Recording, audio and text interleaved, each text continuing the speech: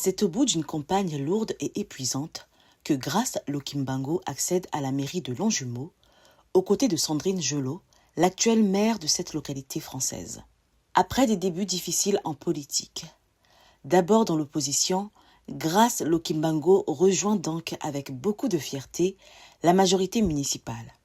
Au sein d'une équipe renouvelée, déterminée et ambitieuse, elle s'engage pleinement au service des Longjumellois, dans une ville qu'il a vue naître, grandir et qu'il a aidé à se construire. Aujourd'hui, la jeune femme souhaite rendre à sa ville ce qu'elle lui a apporté. Adjointe au maire en charge de l'égalité femmes-hommes, de la démocratie locale et de la citoyenneté, Grace Lokimbango s'emploie à rendre l'action publique plus accessible, plus concrète et plus inclusive.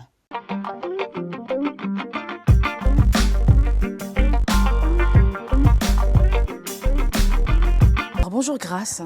Bonjour. Vous êtes lancée très tôt en politique. Qu'est-ce qui vous a conduit dans cette voie? Ma mère. En réalité, je ne voulais pas faire de politique. Mais les situations de la vie m'ont imposé la politique, dans le sens où, en fait, j'avais pas le choix. Si on veut les informations, si on veut des réponses, généralement, il faut aller sur le terrain, il faut combattre, il faut prendre les armes. Et ces armes-là ont été la politique pour moi. Et du coup, en m'engageant, j'ai pu trouver des solutions pour ma vie et en apporter à d'autres plutôt. Alors, et vos débuts en politique sont plutôt difficiles. Est-ce que vous vous en souveniez encore? Oui, parce que pour le coup, je ne voulais pas en faire. La première fois, j'ai démissionné parce que j'ai été élue, mais comme mon but, ce n'était pas de faire de la politique, mais juste soutenir une tribune et soutenir une liste qui défendait des causes et des valeurs des causes plutôt, la cause de l'hôpital, je m'étais engagée. Mais c'était vraiment juste pour cette cause-là, non pour faire de la politique. Et quand 2 personnes ont été élues sur cette liste, et je faisais partie de ces 2 personnes-là, je me suis dit, mais oulala, c'était absolument pas ce que je comptais faire. Donc non, je démissionne. Et la tête de liste, au bout de 3 ans, a été condamnée à l'inéligibilité. Et donc, on m'a redemandé de prendre la place. Et donc, les débuts, en fait, je ne m'y attendais pas, même si au fond de moi, je me disais, en fait, c'est peut-être ce qu'il me fallait et ce qu'il fallait que je fasse. Et donc, je rentre un petit peu sur ce terrain-là, dans ce chantier-là, dans ce terrain de guerre, ce champ de bataille. Et je découvre un peu la politique et je fais mes armes un peu en étant dans la politique et directement en politique. Et il y a quelques mois, vous étiez en pleine campagne pour les municipales en France. Et comme dans la plupart des villes françaises, cette campagne elle a été plutôt intense. Comment vous l'avez vécue? C'est assez drôle, mais comme c'est ma première vraie campagne, parce que là, c'est la fois où j'ai décidé de faire de la politique pour de vrai, je l'ai assez bien vécu. C'était dur, c'est vrai, sachant que avec le programme ELSOS qu'on mène avec l'AGF, l'Association des jeunes élus de France, j'ai accompagné avec mes collègues et les membres de la commission à peu près 110 femmes qui entraient aussi et qui se sont lancées dans ces municipales-là. Du coup, j'avais ma propre campagne qui était assez difficile et j'accompagnais aussi d'autres femmes qui se lançaient aussi pour la première fois dans ce champ de bataille et qui ont aussi des campagnes difficiles, dans le sens où il y en a une qui s'est fait détruire sa voiture. C'est-à-dire qu'on est venu, on a vraiment détruit les pneus, la carrosserie, etc. Elle avait peur. Il y en a d'autres, c'était du harcèlement moral, du cyberharcèlement. Et j'étais au milieu de tout ça, et avec ma campagne aussi à gérer. Donc c'était difficile, mais c'était vraiment un bon moment. Parce que, en fait, on se dit qu'on est légitime. Ça donne plus de légitimité à notre combat, parce qu'on se dit, on a mérité notre place, et les gens ont vraiment décidé de nous faire confiance malgré tout ça. Et en mars 2026, la liste conduite par Sandrine Gelot remporte les élections à Longjumeau, votre ville, une ville de l'Essonne. Et est-ce que vous vous attendiez à cette victoire? Un petit peu, je ne vais pas dire non. Ouais. Oui, parce qu'elle a fait quand même un assez bon travail, malgré les différentes crises, parce qu'il y a eu la crise Covid, il y a eu la crise d'électricité, ce n'était pas un mandat évident. Et malgré toutes les critiques qu'on peut lui faire, au niveau économique et financier, la ville l'a tenue, elle a été exemplaire. Et après, ça reste une personne profondément humaine, à l'écoute quand même. Donc c'était un plaisir pour moi de la rejoindre et de rejoindre l'équipe, qui est une formidable équipe. Et donc le résultat ne m'étonne pas. Et donc, vous êtes devenue par la suite adjointe au maire chargée de la participation citoyenne, de la démocratie locale et de l'égalité hommes-femmes. Comment vous abordez cette nouvelle responsabilité? C'est vrai que ce sont des sujets en réalité qui me ressemblent.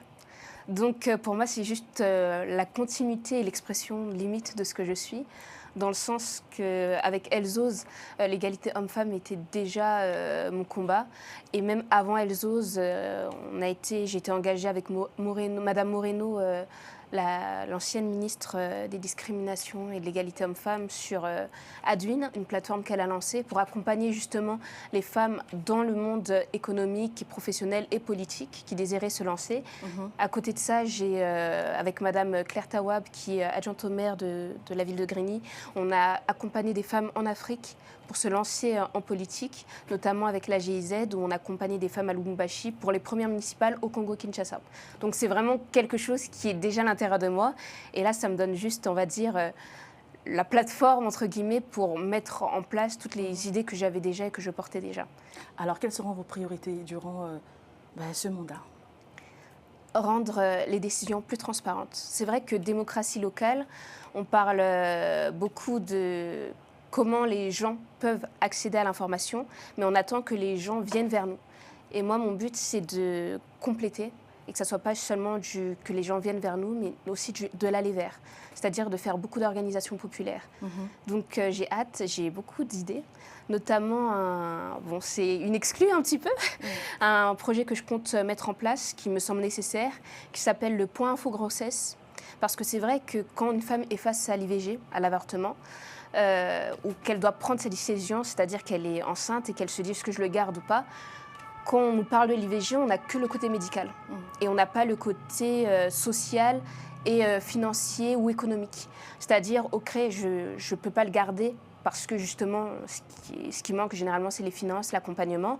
Mais on nous donne une réponse, ok, tu ne peux pas le garder, donc je te donne des médicaments ou autre. Mais on ne te dit pas, si tu le gardes, il y a cette porte qui peut s'ouvrir à toi, c'est-à-dire que il y a telle place à la crèche, c'est comme ça que tu dois s'organiser. La CAF ou les aides sociales peuvent te donner ça. Au niveau, par exemple, de Pôle emploi, on peut vous accompagner à retrouver un travail après l'accouchement. Au niveau des modes de garde, il y a ça, ça, ça. Et du coup, en vérité, quand une femme est enceinte, il n'y a pas forcément un soutien pour l'accompagner autour de sa grossesse. Et c'est vraiment ça que je veux apporter, parce que c'est bien de dire aux femmes qu'elles ont le choix dans leur vie et pour leur corps, mais quand on leur offre seulement une solution par rapport à leur corps et pas par rapport à la vie qu'elles vont avoir après la décision, pour moi, ça reste encore une injustice. Et donc, c'est ce que j'aimerais monter, en tout cas, en gros projet phare, sachant que la maire s'inscrit pleinement sur ce projet, parce qu'on a un projet qui s'appelle les 1000 jours, c'est-à-dire ça accompagne la femme durant les 1000 jours de la grossesse, c'est-à-dire pendant la grossesse et après la grossesse, mais vraiment d'un point de vue, encore une fois, médical. Et nous, on veut pousser plus loin à Longjumeau et peut-être au niveau national, qui sait, et accompagner les femmes vraiment complètement à tous les aspects. Donc la cause de la femme vous tient particulièrement à cœur et donc l'égalité homme-femme fait partie de vos combats. Est-ce que vous vous sentez à votre place dans ce milieu politique dominé par les hommes? C'est une bonne question, parce que généralement, en vrai de vrai, c'est bizarre de dire ça, mais on se sent nulle part en réalité à notre place. C'est toujours à nous de créer notre place. Peu importe, même quand on rentre dans une salle de classe, etc., c'est à nous de créer notre place, de créer une atmosphère qui sera favorable à nous accueillir. Et donc, je ne me sentais pas forcément à ma place. Je suis jeune, je suis une femme issue de la diversité. Je suis une femme aussi tout court, tout simplement. Et c'est vrai que la politique est un milieu d'hommes. Un milieu très viril, très masculin, très vieux, ou de personnes expérimentées, si je peux dire ça. Et donc c'est vrai que ça peut créer le choc des fois de me voir rentrer dans une salle, alors que la plupart des profils ne correspondent pas du tout à ce que je suis. Mais je ne veux pas me décourager par rapport à ça ou me dire que je ne suis pas à ma place, parce que s'il y a des gens qui ont voté, s'il y a des gens qui ont décidé que je devais être là, c'est que c'est ma place. Et c'est à moi de la créer et de montrer que je suis à ma place. Et aujourd'hui encore, les femmes sont sous-représentées dans les postes régaliens. Ça doit changer? Oui. D'ailleurs, c'est ce que j'ai dit lors de la commission d'enquête qui a eu lieu à l'Assemblée nationale sur l'égalité homme-femme. C'est bien. même au Sénat. C'est bien d'avoir plus de femmes en politique, plus de femmes à la tête d'entreprises du CAC 40, mais en politique notamment, il faut des femmes au poste régalien. En fait, il ne faut pas juste donner une place aux femmes, il faut donner la place aux femmes de décider. C'est-à-dire qu'il faut des femmes au niveau de la défense, de la sécurité, de l'urbanisme, des finances, de l'économie, de la justice. On a eu des femmes déjà, mais en fait, ça ne doit pas être des exceptions. Ça doit être une norme. On ne doit pas être choqué d'avoir une femme. On ne doit pas se féliciter d'avoir mis une femme. En fait, ça doit être normal que des femmes prennent cette place. Et selon vous, pourquoi la parité homme-femme, justement, est difficile à atteindre jusqu'à aujourd'hui? Je pense que c'est des normes, un problème de normes, mais après, et on ne s'en rend pas forcément compte parce que le monde avance vite, en fait, c'est récent. Le droit des femmes, c'était il y a moins de 50 ans. L'émancipation des femmes financièrement, qu'elles puissent avoir leur propre carte bleue, etc., c'est récent. Le fait que des femmes, enfin la parité juste au niveau municipal, c'est quelque chose de récent. Et donc, en vrai de vrai, c'est encore le début pour les femmes. L'entrée des femmes, même à l'Assemblée nationale, le fait qu'elles puissent juste porter un pantalon à l'Assemblée nationale, ça remonte à il y a 20 ans, même pas. Et donc, en vrai, tout est encore récent. Et le frein, c'est juste que c'est le début et qu'il faut que les choses ça prend du temps à s'installer, que les choses arrivent et surtout qu'on normalise aussi le fait que les femmes occupent ces positions. J'étais avant à l'encontre des quotas, mais en fait, pour créer une normalité, il faut d'abord l'imposer. Et donc, il faut, pour un moment, imposer les quotas, forcer le fait qu'il y ait des femmes à ces postes-là, que ça devienne la normalité pour qu'enfin, on puisse repasser à un mode de vie un petit peu normal, si je peux dire ça, et que les femmes d'elles-mêmes se disent en fait, on n'a pas à m'imposer parce que ma place est là et si je veux y aller, je peux y aller. Alors, finalement, vous êtes pour ou contre? Là, maintenant, je suis pour. Vous avez changé d'avis? Là, oui, j'ai changé d'avis. En rentrant dans ce monde, on change d'avis parce qu'on se dit s'il n'y a pas ces quotas, aucune femme ose et on ne laisse pas la place aux femmes. Donc, on est obligé de les mettre pour que les femmes se disent bon, je peux y aller parce que je peux y aller. Donc, je peux aussi le vouloir. Et quand ça sera le cas et que toutes les femmes se diront bon, ça, c'est aussi notre place. Et que quand je rentrerai dans une salle, les profils en face de moi seront plus divers et je pourrais me dire en fait, si je veux entrer là, je peux entrer là. Je pense qu'on n'aura plus besoin de ces quotas. Mais comme ce n'est pas encore le cas, il y a encore besoin de ces quotas.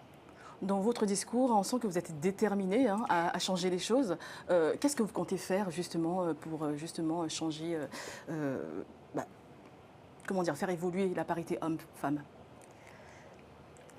J'ai pas envie que ça soit présomptueux de ma part ou prétentieux, parce que je ne suis pas la seule déjà à mener ce combat. Même pour que je sois à cette place-là, c'est parce que d'autres femmes ont poussé des portes, ont pris la place.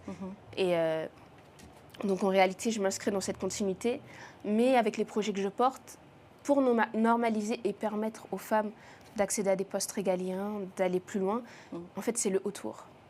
C'est-à-dire déjà la charge mentale, dans le sens où c'est la femme, pas financièrement, mais qui porte le foyer. Et des fois, c'est financièrement aussi. Comment on peut demander à des femmes d'accéder à des grands postes alors qu'à côté, elles doivent se soucier de la garde des enfants, elles doivent se soucier de faire à manger, etc., etc.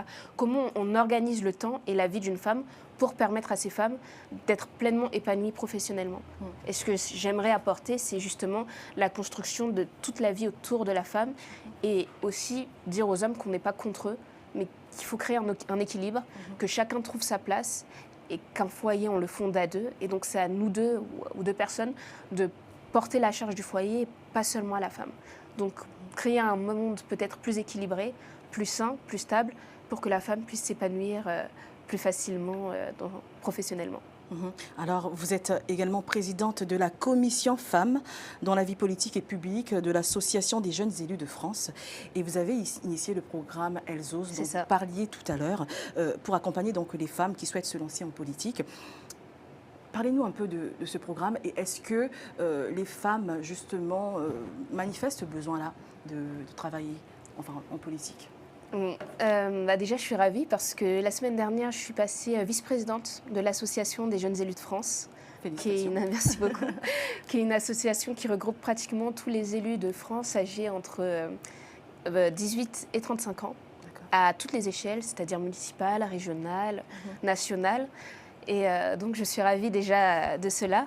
Et par rapport au programme, Grâce au programme, on s'est rendu compte, et c'est pour ça que c'est intéressant de parler de parité et de tout ça, c'est que le vrai problème de la femme, c'est pas le vouloir, mais c'est le pouvoir.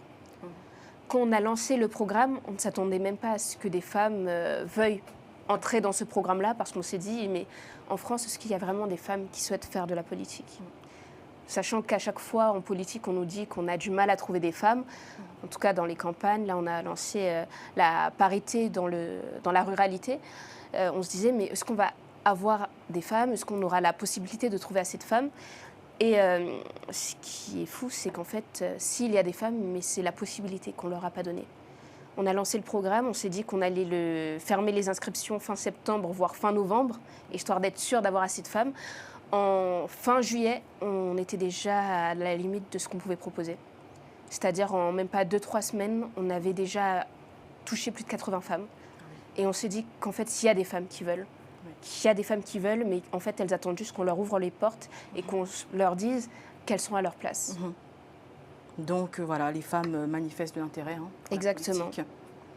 Pas que pour la politique, pour les finances. Oui. C'est un truc qui me chagrine un peu, mais je me dis, c'est le début. Comme je le disais, c'est que récemment que les femmes ont eu autant de droits et de libertés. Et en fait, ce qu'on propose aux femmes, généralement, c'est des programmes ou des choses pour qu'elles puissent s'en sortir. C'est-à-dire des programmes d'accompagnement, même au niveau entrepreneuriat, pour des petits jobs ou pour des secteurs très spécifiques. La beauté, les ongles, etc.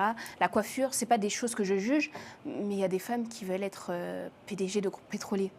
Il y a des femmes qui ont déjà beaucoup d'argent et qui cherchent juste à savoir comment investir et avec quelle autre femme elles peuvent investir. Il y a des femmes qui s'en sortent déjà. Et généralement, on les invisibilise. Et du coup, on a du mal, d'un point de vue extérieur, à donner des responsabilités aux femmes parce qu'on ne voit pas ces femmes qui réussissent déjà. Et d'un point de vue intérieur, on se dit il n'y a pas de femmes qui ont réussi, alors que c'est faux. Et c'est ça vraiment qui me pousse à monter Elles osent et à développer d'autres choses au niveau d'Elles osent. C'est de se dire, en fait, il y a des femmes qui réussissent déjà. Vous avez la possibilité, vous avez des exemples et qu'il faut mettre en lumière ces femmes-là. C'est pas normal qu'il n'y ait que 4 femmes, ou 6, je crois que c'est passé à 6, PDG du groupe de CAC 40. Alors que 4 femmes ou 6 femmes, qu'est-ce que ça représente ? Alors qu'il y a des femmes compétentes, il y en a. C'est pas normal qu'il y ait peu de femmes qui se retrouvent pour investir ou pour décider de comment investir, etc. Alors que des femmes qui ont de l'argent, il y en a. Et qui l'ont gagné de leur propre sueur et qui ont fait ce qu'il fallait.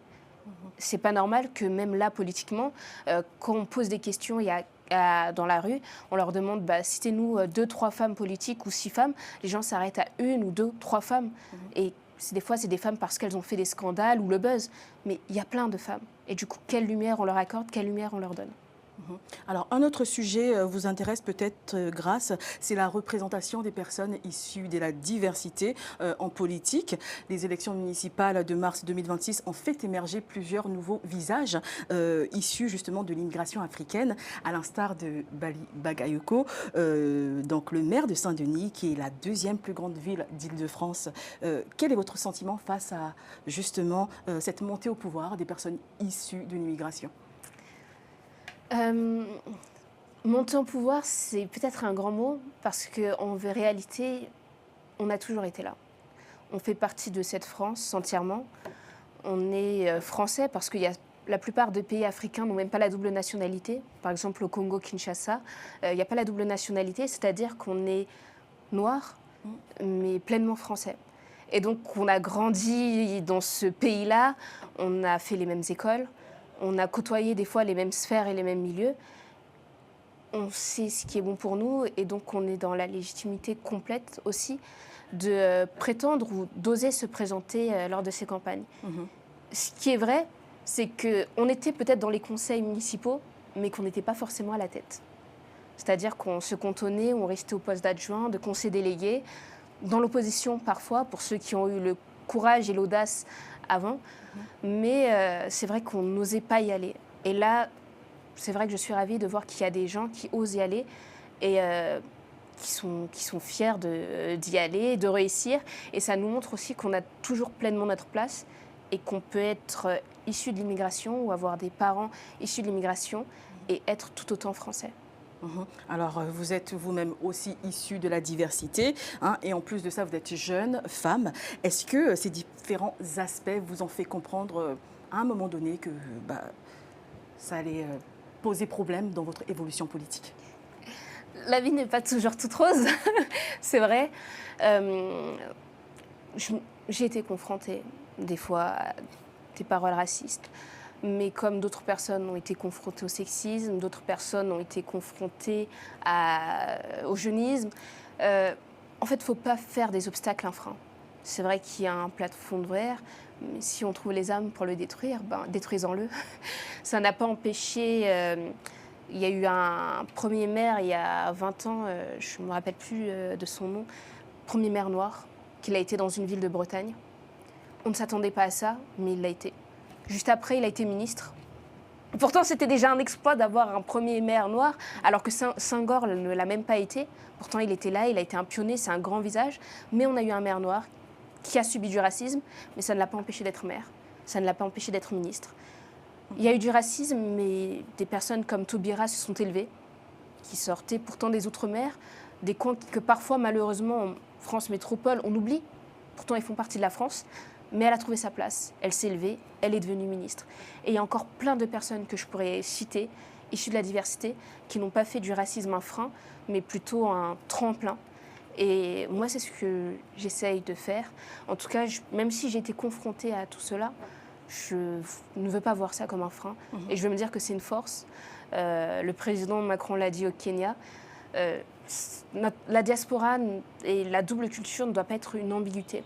Ça doit être une force, une richesse, un pont, comme des personnes aiment si bien le dire, entre la France et l'Afrique. Et dans un monde aussi interdépendant, c'est bien qu'il y ait justement des enfants issus de la diaspora qui puissent créer ce lien et comprendre ce qui est attendu ailleurs et ce qui est voulu aussi en France pour essayer de trouver un équilibre parfait, entre guillemets, dans ce monde qu'on est en train de construire. Finalement, qu'est-ce qui vous a permis de devenir adjointe au maire de Longjumeau?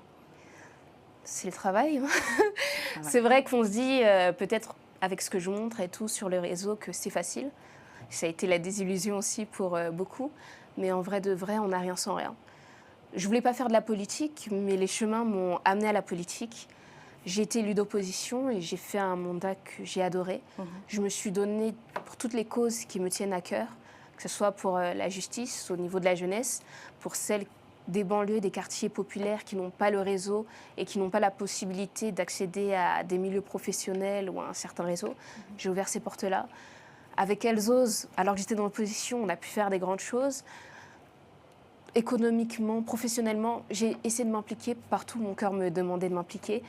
Et je pense que ça a porté ses fruits. Et c'est ce qui m'a amenée aussi à avoir de plus grandes responsabilités. Alors pour finir, Grace, quel conseil donneriez-vous aux jeunes femmes qui souhaitent faire de la politique? D'oser. C'est drôle parce qu'il y a deux choses que je disais cette semaine.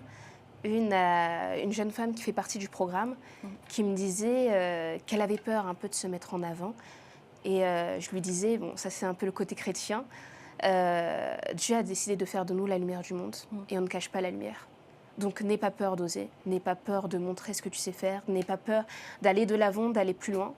Et une deuxième chose que je disais juste ce matin, enfin hier on m'a envoyé un message à 23h mais j'ai répondu ce matin, il y a une jeune femme qui me disait par rapport à l'audio, parce qu'elle m'avait posé une question, demandé des conseils, et elle a eu peur de l'audio que je lui ai envoyé. En fait ça l'a intimidée et elle s'est dit en fait je ne peux pas en faire parce qu'elle parle tellement bien. Et ce qui s'est passé, c'est qu'hier soir, au moment où elle m'a envoyé le message, je demandais à Claude, et je lui ai envoyé la capture d'écran, je lui disais, je trouve que je parle pas assez bien. Est-ce que tu peux me donner des conseils et tout pour m'améliorer? Parce que je trouve que je bégaye, etc., que je ne suis pas assez impactante ou percutante. Et je lui ai envoyé juste la capture d'écran. Je lui ai dit, pendant les 4 mois où tu étais en train de te dire qu'est-ce que je peux répondre à cet audio, et tu disais que je parlais bien et que moi, j'ai pas la force d'y aller parce qu'en fait, elle est trop bien. Bah, regarde-moi ce que j'ai écrit à Claude. Qu'en fait, on a juste l'habitude d'essayer de faire et ça donne l'impression qu'on sait faire. Mais en fait, il faut essayer de faire. Et c'est déjà la plus grosse victoire qui peut être gagnée. Alors, osez, mesdames. Exactement. Osez vous lancer en politique. Voilà, c'est la fin de Résilience. Nos salutations à tous nos téléspectateurs qui nous suivent depuis Longjumeau.